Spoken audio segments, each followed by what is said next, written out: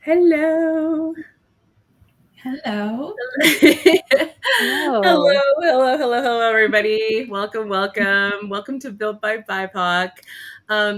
Building a business from nothing, especially when you are the first and the only in your family or among your friends to do it, it can feel really, really overwhelming. You're wearing all of the hats, right? You're client delivery, you are marketing, you're the sales department, you're doing HR and finance tech, all of it. And many of us start a business with this desire to have more time and financial freedom. And as well, though, if you are not careful, we can easily fall into the trap of becoming our own toxic bosses. So today on Built by BIPOC Collective Conversations, we're going to talk about balancing wellness while we are building our businesses. And we'll be sharing stories, tips, and how we can all remember to prioritize our well-being while we're on this wild entrepreneurial ride. Okay. So, hi, everybody. My name is Carissa Begonia. I am a business coach for BIPOC entrepreneurs. I'm a LinkedIn expert and top voice. I'm a second generation Filipino American daughter of immigrants and the first and only in my family to start my own business. I truly believe that entrepreneurship is the path to equity and that life design is liberation.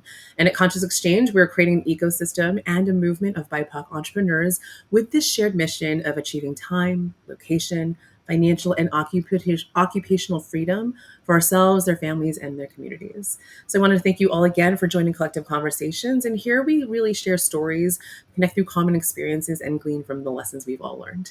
And today I'm talking with current members of my Leap to Liberation cohort, Kathy, Jermaine, and Jessica. Hello. And we're talking about their entrepreneurial journeys, how they've, been able to center their well-being even while building something brand spanking new.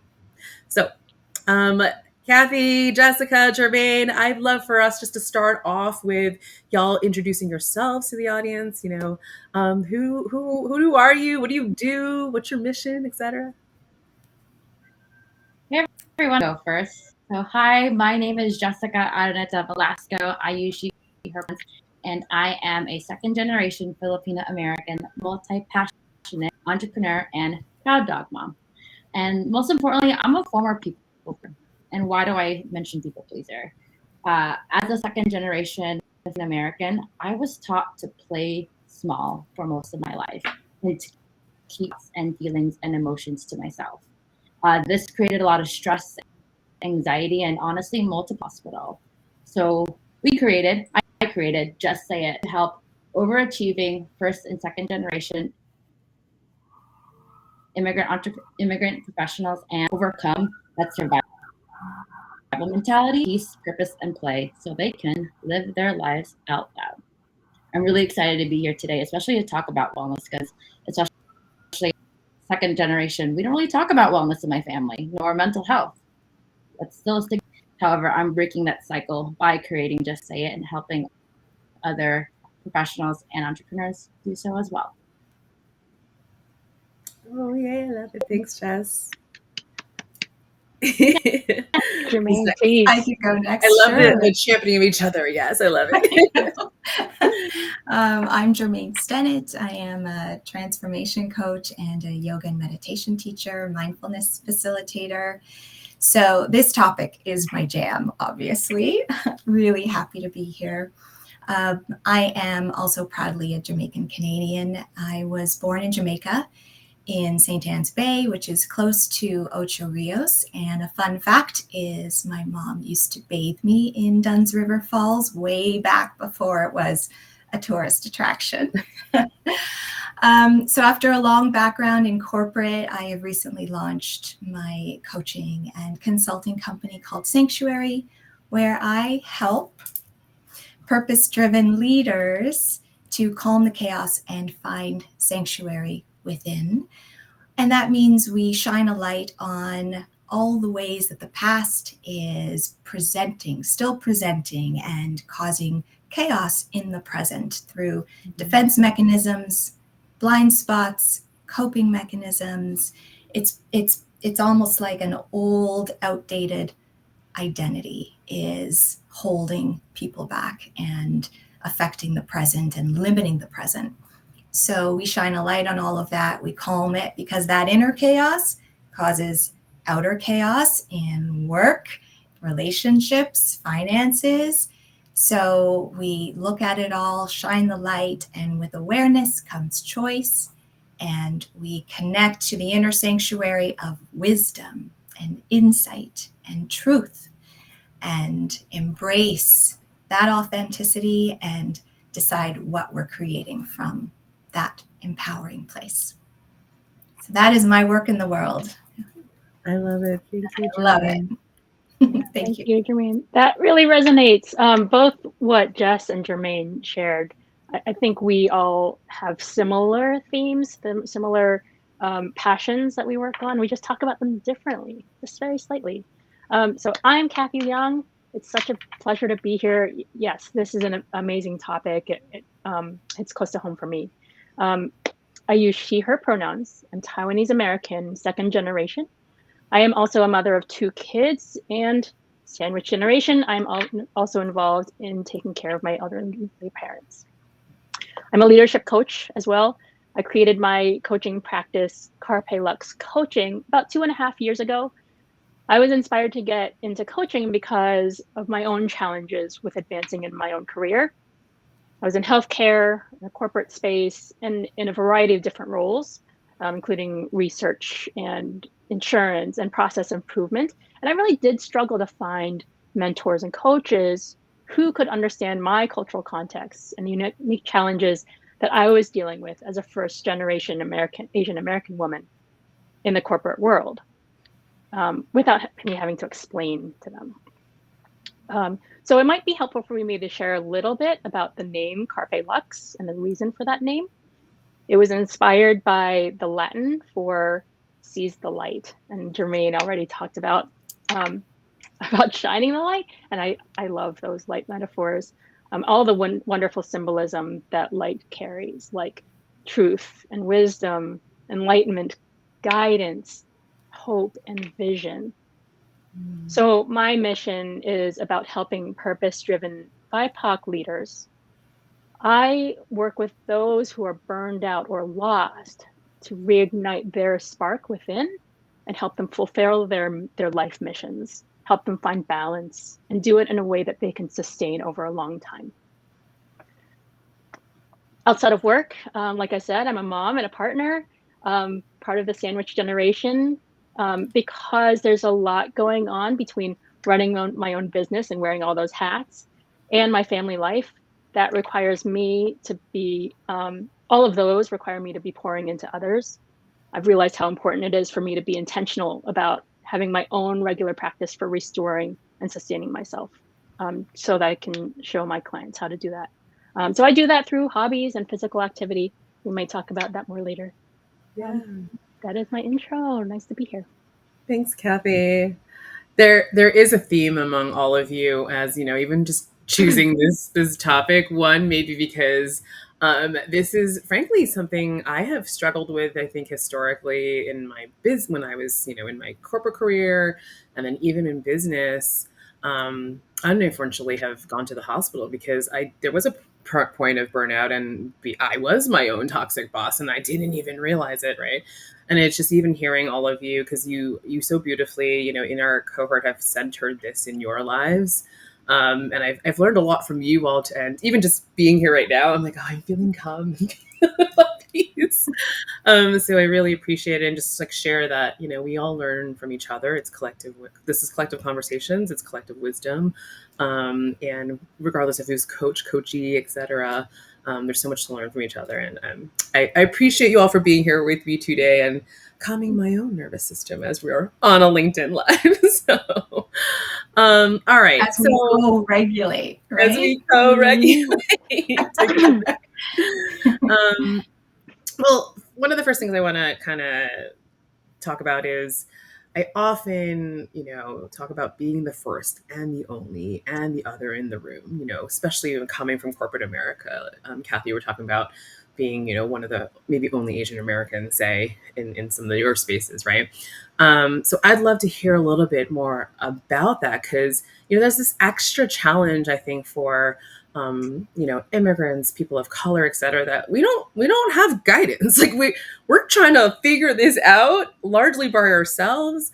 And I think that's why for me, it's been so important to be able to even move from like one-on-one coaching to group coaching. Cause again, there's so much more power with it, with a collective folks, as especially if they share your values and bigger term visions and goals. So I'd love to hear from all of you. How have you been, in your career or in your business, like the first, the only, the other? What was that experience like, or what has that experience been like?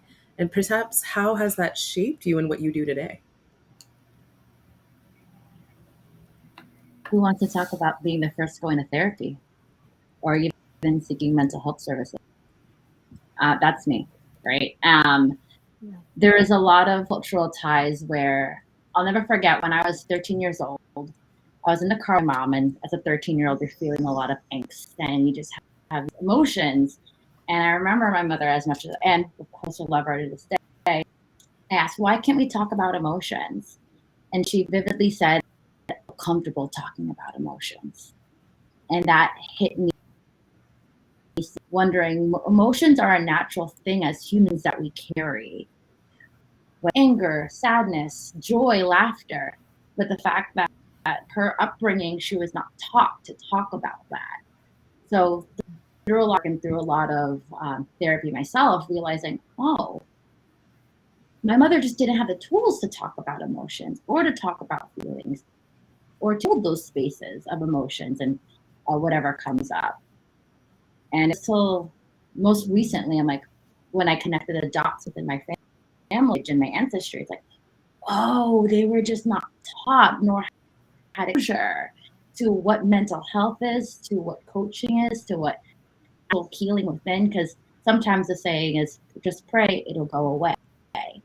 And as much as it is lovely, it doesn't just go away. It starts within. So I am the first to mental health in my family, to go to receive mental health certainly. Yeah. Oh, I'm feeling that so hard. Oh, go ahead, Jermaine. Go ahead. I was just going to say, I can relate to that as a child. If I had any kind of if I got in a mood, my mom called it. She would say, "Are you in a mood? Then take it to your room." Ooh. And the message with that was like, don't show any kind of unpleasant emotion, right? And so from there, then I learned to like, oh, okay, I gotta suppress. I gotta have a smile on most of the time, regardless of what I'm feeling inside. So that really resonated, pushing those emotions down if they're not the ones everyone wants to see. Because same thing, my mom wasn't comfortable with so-called negative emotion being expressed. That resonates with me as well. So what that brought up for me was how that translates to the ability or inability to ask for help in work settings.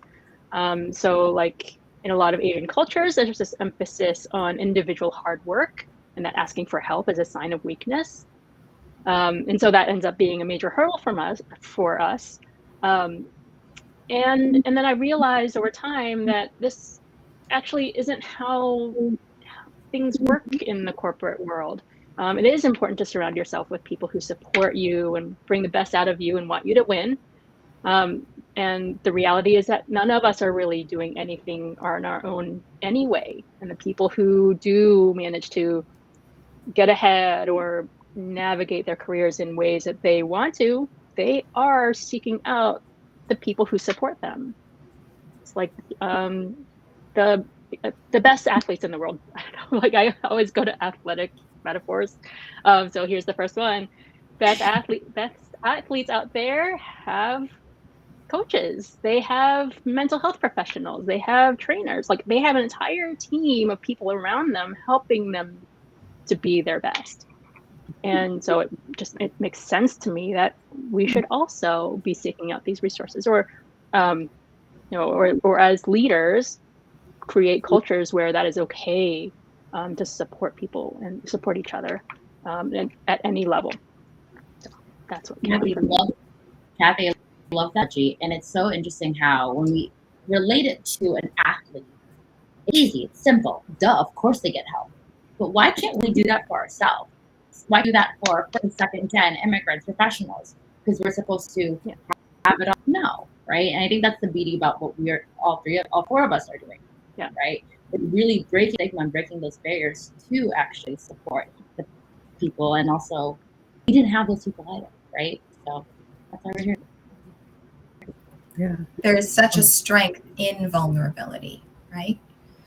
It's almost like a I don't know. It's a bit ironic. You think that vulnerability is a weakness and asking for help then is a weakness, but there is such a power and a strength in accepting that you need help and don't know everything. And how could you know everything? So it's kind of like what you were saying earlier, Jermaine, and I forgot the exact words, but basically around awareness being like that precursor to making choices, you know, and so bringing like that vulnerability, especially in a very, a world where we favor one type of style, a very bold, dominant, right, aggressive style, and any sign of weakness, you can think of as being negative, right, or you're gonna lose. And yeah, I agree, it's a strength because it's so much harder to be that when we everyone else wants to push, when the world tells you don't do that, don't be that, because that's weakness, right? So many things there. I was thinking a lot about Kathy, being a sandwich generation. I think that's a big reality for a lot of us too, where it's not just parents, or especially I think folks, people of color. There's a lot of multi-generational households, right? Family units are so important to us, and so it's very common probably to not just think about. I think about corporate America, it's like, oh, your healthcare is for your children, right? No, it's also for my dog, or what about for my parents, right? And like the considerations too for a generation above us. And I think that's a whole nother conversation to have. But what that comes down to is, I mean, you're running around taking care of things potentially for yourself, for your kids, for your parents, for your loved ones, right? Like all the things, and that's like chaos, right? There's a lot unless you protect yourselves. So I just wanted to highlight some of that because I think that's not a conversation we always have. Is around, oh, what about the generation above us, right? I want to flip around a little bit to talk about your entrepreneurial journeys, right? So I want to start off with celebrations, like the things that, what, I did a thing. Like I am making things happen, right? Because, and again, some of this is modeling and showing other folks like what is possible for them. So would love for y'all to share like what's been a really bright spot, a light, something that you're really celebrating. Sometimes as children of immigrants or immigrants, people of color, we can have a hard time with self-promotion, and celebrating our own accomplishments. So I want to take this moment for you all to just do that and share what you've accomplished in your journey so far. Okay, I'll jump in. Oh my goodness. It's been just the past couple of months, I guess, since I've launched, like officially launched. It just feels like, it feels like such an alignment. It feels like something I've wanted in my heart and in my soul for a very long time. And to be able to do it and like to say, okay, this is me. This is what I love to do. This feels like why I'm here. It feels like I always think of alignment like this. It's like what I've been, kind of coming into this heart-centered place, where I just truly get to help uplift and impact on this deep and broad scale. Feels incredible. It's incredible. And Congratulations. I'm grateful for all of your support and you, We're Carissa, doing for it. this container you've created to help me and us do that. Oh, I received that. You're doing it, Jermaine. I'm doing it. Thank you. You're doing it. Celebration. Yeah, this is a difficult exercise, right? When we're not so used to pausing to acknowledge the accomplishments. So I will try. I would say similar, that I am celebrating that I took that chance to build something out of nothing, and really attempt to find that alignment. The truth is, I never really thought that I would be an entrepreneur up until it actually happened. Um, Mostly because I never knew what that motivating, like that spark was, if I can use my own metaphor. I never had that spark until I realized, oh, this is what I'm meant to be doing. And now that I'm doing it, it feels right. I don't think there's anything else I should be doing. Seeing the impact that I have on the people that I serve is it's the extra bonus, right? Like, yes, I'm here to serve people and I'm actually doing it. I'm having that impact that I've set out to do. So that's what I'm celebrating. I'll start mindset / day-to-day celebration first. On a Tuesday at 10:30, I can go to my parents' house and say hi. Before I would feel guilty on a Tuesday. I would be in the office, in the room, underneath someone's like direction, and so, staying focused and doing what I have to do for work. However, on a Tuesday or a Wednesday, Thursday, whatever day, I don't have to feel guilt because I have that freedom now. And that freedom comes with also internal freedom of not feeling guilty anymore. So I don't feel guilty. And I'm celebrating that. And I'm also celebrating the abundant mentality of entrepreneurship. Because let's be honest, y'all, we're limitless.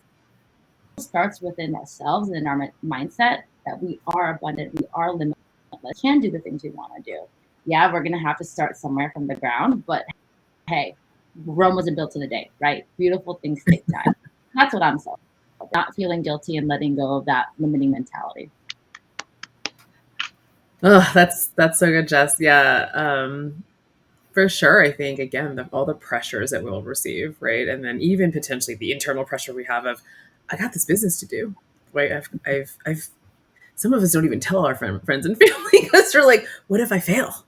Right? What if it doesn't work? I don't know whose experiences that's been. Hi, you know? I think Carissa, I don't wonder if you all have noticed this. Sometimes the people who are scared of what you're doing, they kind of lose your friendship, or they kind of afraid to be your friend anymore because of outgrowing them as well. And I think as hard as that can be sometimes, it means we're still going and we're still doing the things with the business, right? Because we people, and at the same time, we have to honor ourselves too, what we're building. Oh, just dropping the truth bomb. That was it. Thank you. I have nothing to add. Just I'm now I want to know, but now I want to know. Yeah. I think you do have something to add. Oh, not at this time. Bring it. I unfortunately haven't had that, or I haven't been aware of that. I think my journey has brought out, especially because, you know, I very consciously decided to start my business with using LinkedIn as my main social media platform, right? Having a digital business or online business, I'm like, yeah, I don't think you can fully get away with not doing something on the online space. And it was very, intentional decision to use LinkedIn. And I feel like I'm an extreme extrovert. I'm a social butterfly. I like meeting people and connecting people. And I think I was quite surprised how many more folks I found through LinkedIn to connect with. All of you, even, right? We've all met somehow digitally.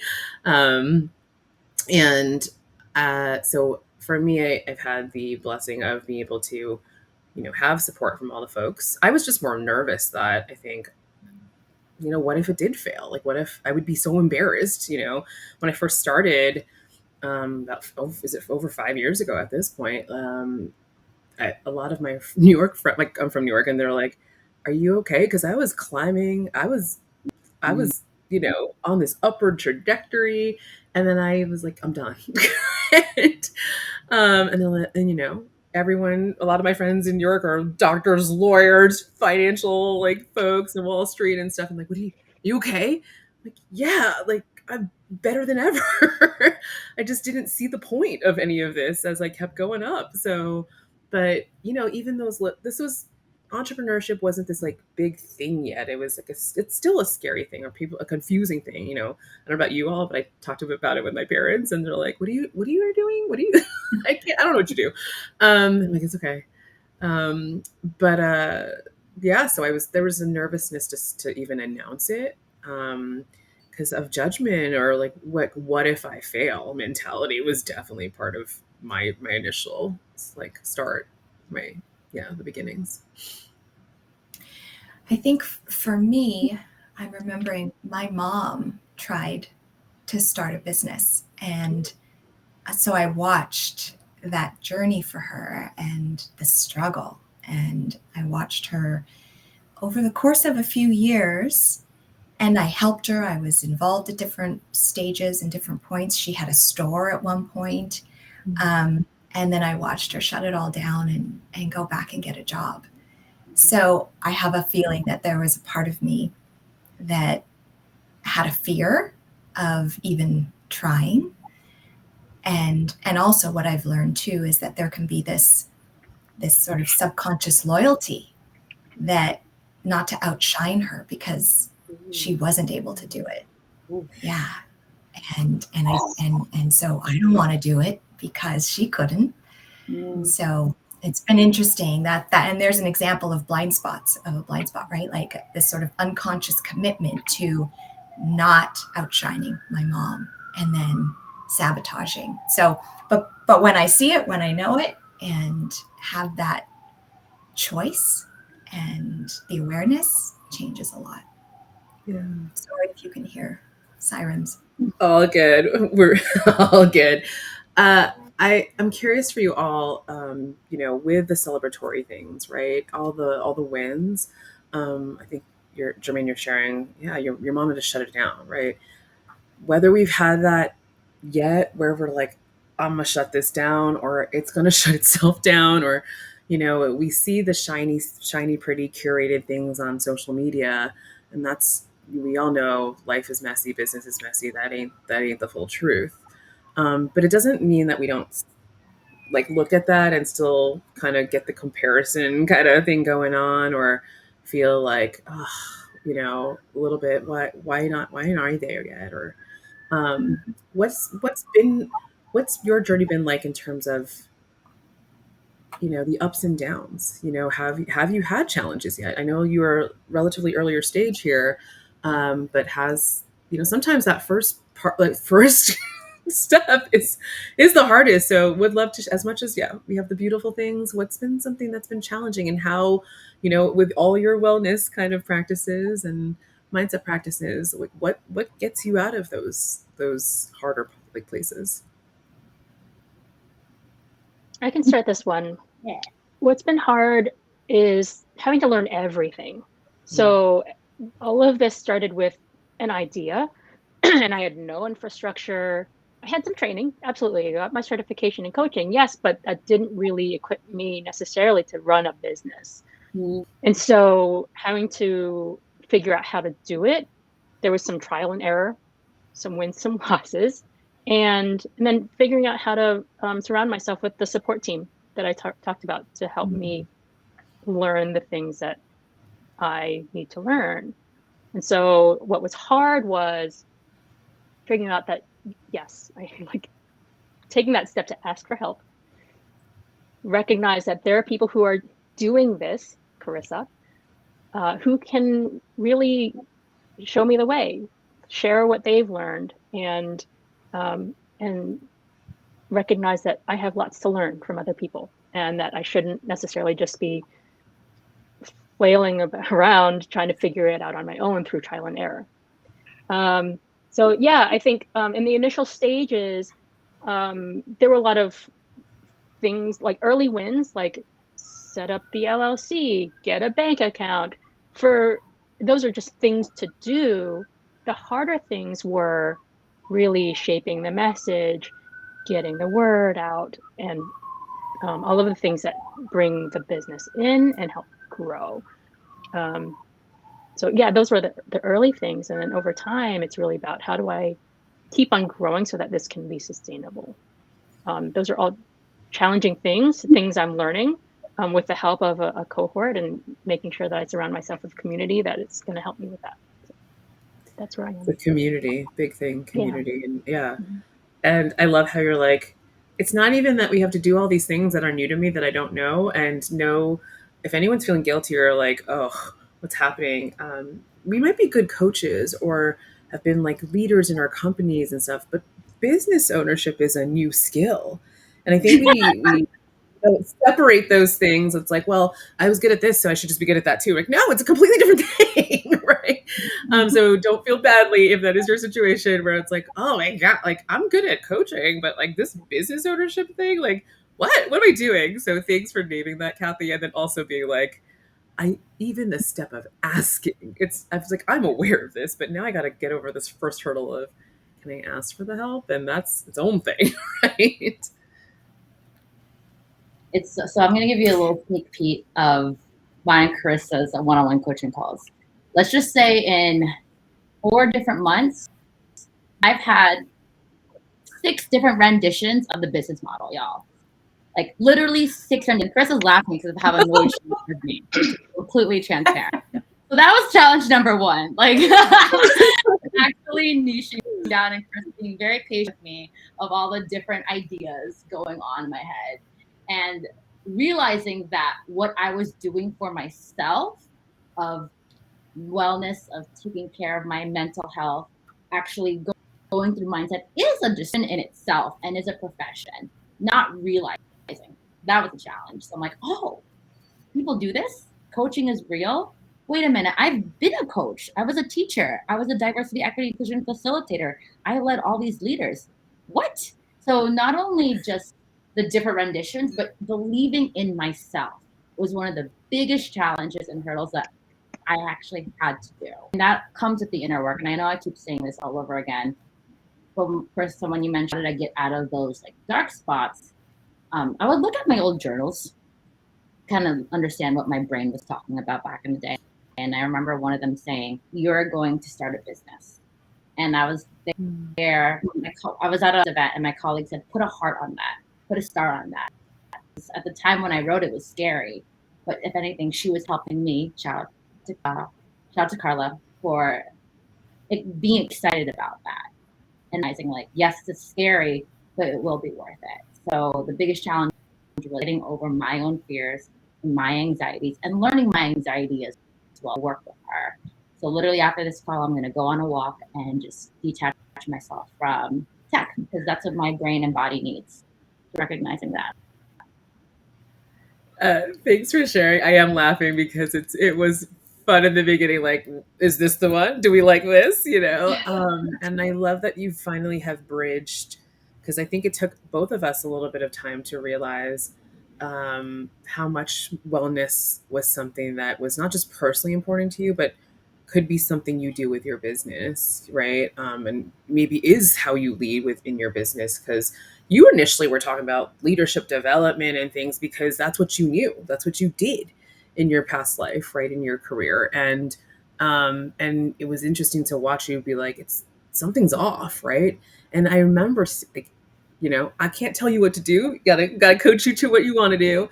But there was always a conversation around, say, anxiety and wellness and like taking care of self and such, but never was that your model. It was always leadership development, career, whatever. And I was like, okay, like, and we found it. I think we finally found it. Well, we did finally find it.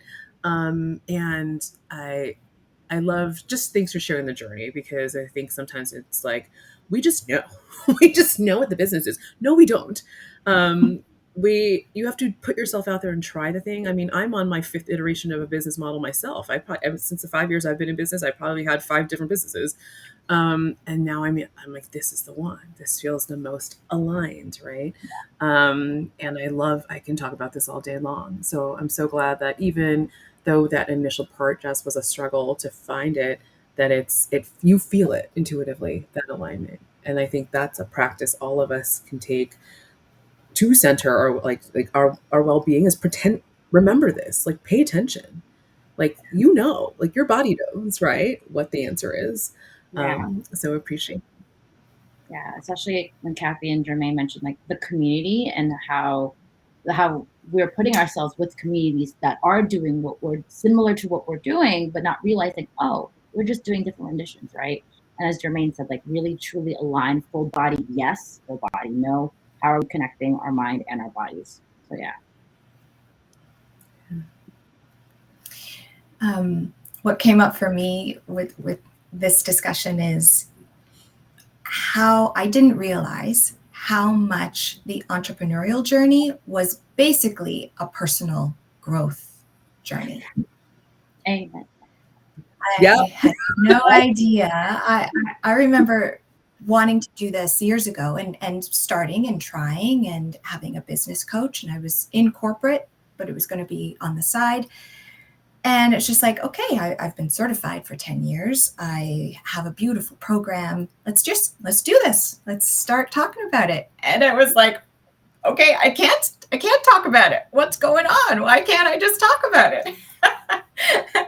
And everything was firing, fear and anxiety and what ifs. And so it's like, I had to look at all of that first, right? That was me calming my own chaos to find, what was going on and to clear it and to heal it and to be able to move past and find the sanctuary and now expand. So it's like I have done the journey. I'm my own first client and here I am. So, and the work continues. It's not like it's not a one and done or a linear thing. But it's just interesting how the two go hand in hand. I did not expect that. Yeah. And feeling and knowing, we have the wisdom, we can help other folks. We're good coaches because we went through this ourselves. And often what we're building businesses around are things that where we struggled, right? Or the awareness that we've brought in and how we've healed from something or overcome something.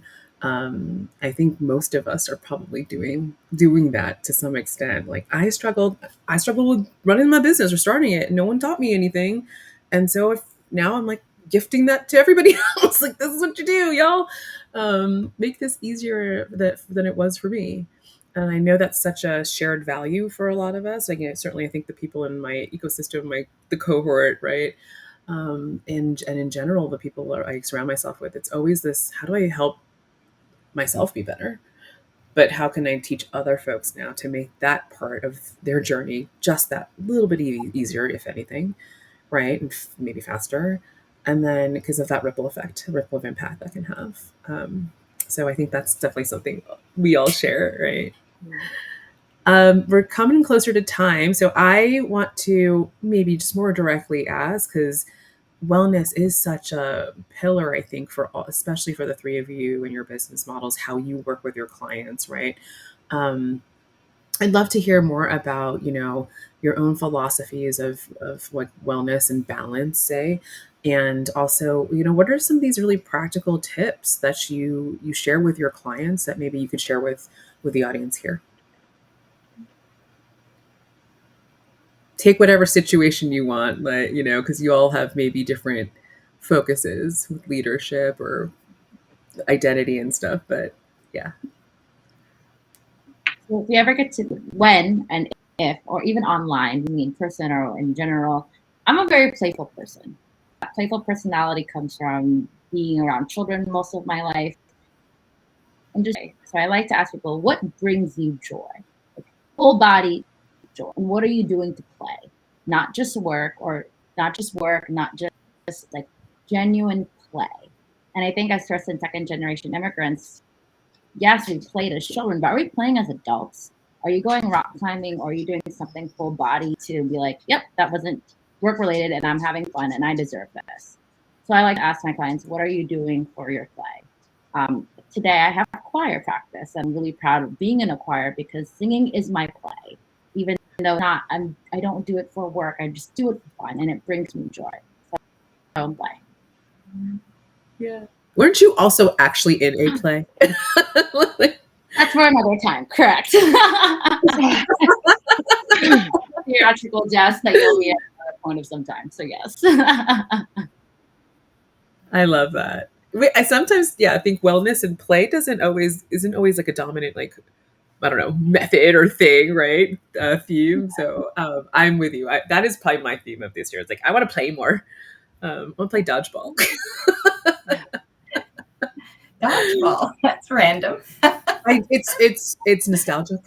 Right? There are adult dodgeball leagues out there.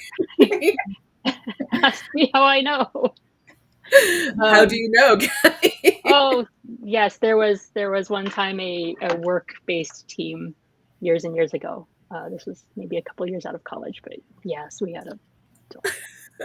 That sounds fun. I'll continue the momentum. So play, I think so. Jess's philosophy of play is similar to mine. So I go with a more broad self-care foundation. So for me, the philosophy is around like having self-care at the core of the healing, helping people to come out of their burnout or their lack of direction to help them fulfill their purpose. I want them to feel proud. I want them to feel present in their lives and then be able to rest without feeling guilty. So in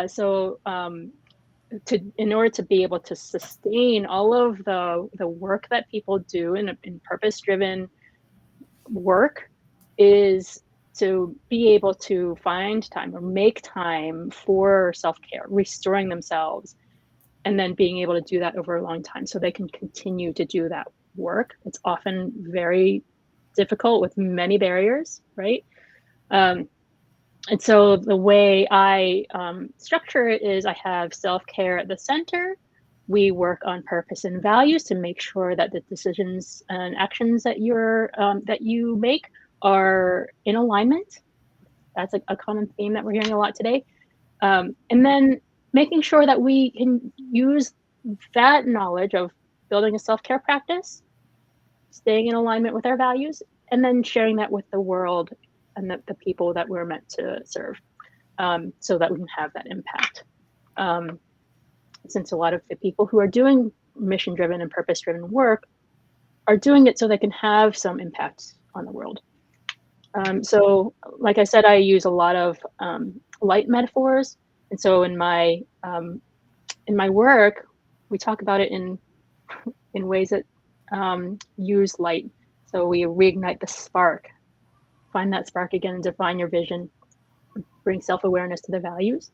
We nurture the flame to make sure that we can grow and make intentional choices and build these habits of sustained desired change.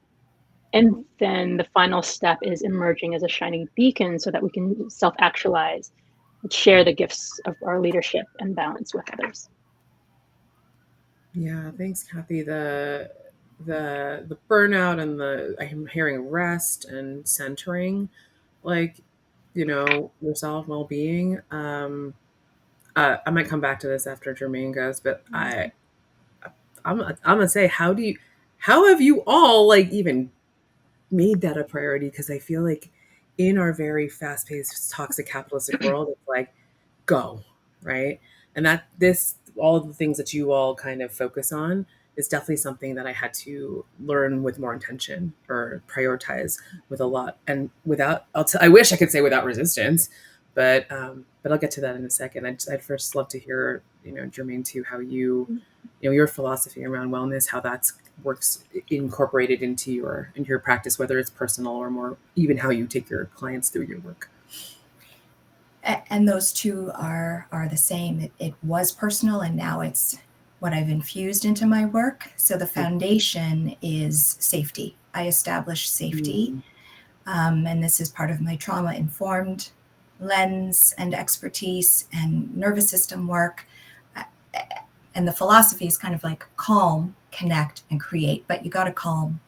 I go back to calming the chaos, because when things are firing, when there are disproportionate emotional reactions to like little things that happen, the body is in a state of activation. It's hard to create from that state. It's hard to connect to the wisdom. It's hard to be logical and access all the executive functioning. So that's always my priority. And then once we've established that safety in the nervous system, we've brought regulation, then there is an openness to learning, to creating, to the journey ahead. That helped, actually, just thinking about this is so foundational. Like things we can't, if we're not calm, if we're not taking care of ourselves, if we're, running a million miles an hour in our minds, anxious thoughts and stuff, or even physically running around, taking care of a lot of things, we're not pausing, we're not able to process, right? We're not able to plan and strategize, Right. make maybe the wisest decisions, because, Right. so And another part of that is, I was just going to say, another part of that is like, where are the thoughts? You mentioned presence. So if we can maintain presence, which is a part of what I teach with the mindfulness, if we can be here, then the thoughts aren't going back to the past to what stresses are in the past. They're not causing anxiety about what's to come in the future, right? Yeah. It's moment by moment right here where we can access all of our inner resources. Jermaine, I actually want to add on, with that, as old habits do come up, because they do, right? Allowing us to give ourselves grace when it does happen too. Not gonna lie, my phone was blowing up and I was about to text right now at this moment. And then Jermaine's like, nope, be present, right? But the old me would be mad at that, the fact that I'm like, why did I do that? Like, no, you're okay. That's fine. We could keep going. So giving ourselves grace as well. Yeah. Yes, absolutely. Jess, I think you're particularly good, even in our, coaching, working relationship, being like, pause. I need to process. I need a minute, right? I think you're really good with the boundary setting, which I think is impressive, because my sense is, you said recovering people pleaser type of behavior. So just shouting you out on that. Congrats, because that is hard for folks to be like, wait. And we're harshest on ourselves too, right? Don't be mad at yourself for picking up the phone, right? Or answering the text immediately. Yeah, I love that. Yeah, Jess, what I loved about what you said about giving ourselves grace for when it doesn't go perfectly. We've talked a lot in this group about letting go of the perfectionism and allowing, allowing for imperfection, allowing for us to practice new things. Play is one of the ways we've talked about it. And experimenting, right? As we try implementing new things in our lives, naturally, it's not going to go perfectly the first time or every time. And that's okay, because we're learning something new. So allowing for that experimentation and thinking about it as practice that you're doing intentionally. That's how I've been able to fit in the self-care into my life, just knowing that it's a priority, and I do the best I can. Whenever I can't get my full workout in, that's okay. It's, I'll try again the next day. So yeah, it's about grace, practice, keep trying. Do you all have a fun personal activity that you do for your play or your rest or your centering and calming? I love the themes. I knew you all were, did this in your work, but it's like, oh yeah, there's distinct differences, right? Like, and I love that. We know Jess sings, but I know you probably do a lot of things too. I do a lot of movement. So body, like I used to be a hit girl, as I would call it, city interval workout, go, go, go, go, go. And I didn't realize that hit correlated with my high anxiety at the time because I wasn't taking care of her. So now I like to sing as in choir, shout out to Miami Sound Choir, and like to perform and dance. So those are my plays these days. I love that. Creativity. Me too. I love singing, actually. I'm sort of a shower singer. I have been in choirs. I was in choirs like all growing up. Dance too, and yoga, of course, which to me, when I'm sort of flowing, feels like a dance. That's what I love about my yoga practice. And I'm a foodie. I love enjoying. Most of our conversations were about food. It is so important. Yeah. For me, so lately I've been training. So I've gotten into triathlon, and I'm currently training for a long race. For me, it's a long race. It's 70.3, which is a half Ironman. So the triathlon training does take up, thank you, take up a lot of time. And I have chosen to prioritize it as my self-care. It's it doesn't necessarily sound like fun, because that was the question, right? Carissa asked us what we're doing for fun. But for me, it's like your practice. The endurance training is actually lower intensity than you might think. So it's something you can sustain for a long time, which is why I do end up using triathlon a lot in my metaphors for life and business and everything we do. Yeah. And that mine more recently are rock climbing and hiking. I love being in the mountains. I also love being by the water. So just nature, I think, has been the biggest one for me, is how can I get outside more and not be at my computer all the time and without the tech. All right, friends. Well, we're coming into time. As we wrap up, I'd love for you all to share what you're maybe working on, what's exciting and new for you. Part of why I like to do these shows, the Built by BIPOC show, is to highlight wonderful people. I think part of what in my journey, I haven't been able to always find, mentors, coaches, accountability buddies, just friends, entrepreneurial friends, right? People I could work with or hire, teammates, whatever, right? I think there's, who knows where the magic is. So I would love for you to just share a little bit more about, maybe what are you working on, like, that you'd like people to know about? How can people find you so they can connect and continue these conversations? Now they got a taste, y'all. If they want to reach out to you, how do they find you?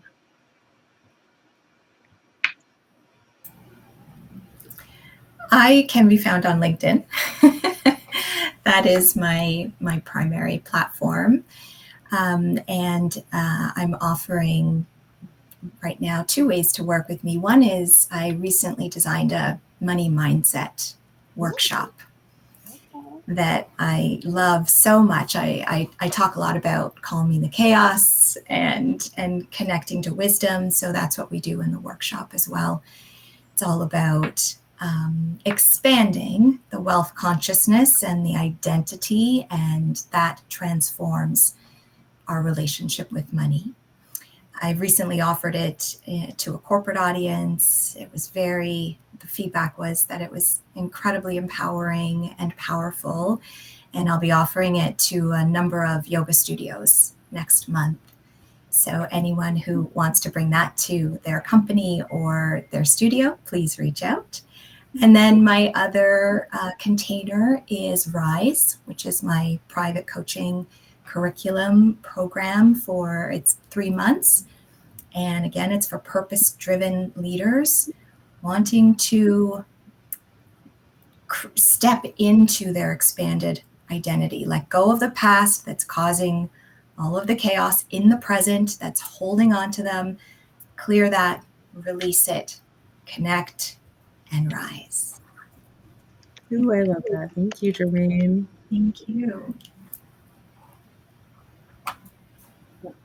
I'll go next. All right. So y'all, one, thank you again for all of this.